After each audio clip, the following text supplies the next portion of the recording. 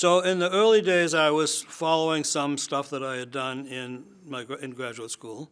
And then I had some discussion. I was on sabbatical, and I had some discussion with a student there named Bill Phillips, and he was telling me about some idea that he had based on a paper that he read in Optics Letters by Art Ashkin, and I proceeded to tell him in my most professor-like way that that idea was impossible.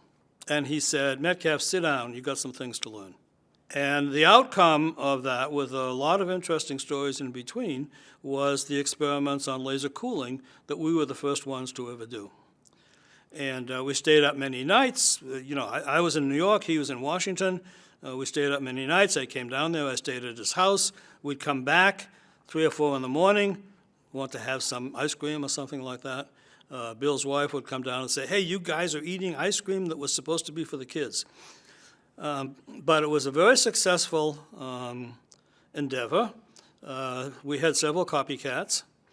Soon after those experiments began, I was invited to Paris, and I went to the lab of Cohen-Janucci. And he's known for being a theorist, but he wanted to get his hands dirty, so he was in the lab as well. And we did more experiments there.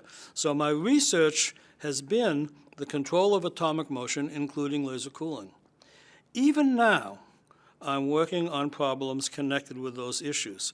One of them is, how strong can you make an optical force? What's the upper limit?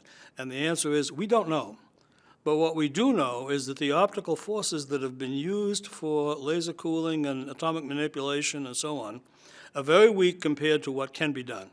And so we have explored a number of areas connected with very strong optical forces and connected with using not a single frequency of light, but multiple frequencies of light to exert these forces on atoms. Well, in 1997, Bill and Claude and Steve True got the Nobel Prize for this stuff. Man, was that a thrill. That was so fantastic. And now just recently, a very close friend whom I knew before I went to Paris, but only vaguely, then we became very friendly that year that I was in Paris in 1985. And Alain Aspect has the Nobel Prize. It's really been a ride near the top of the wave. It's just incredibly good time. And along the way, we've done some physics as well.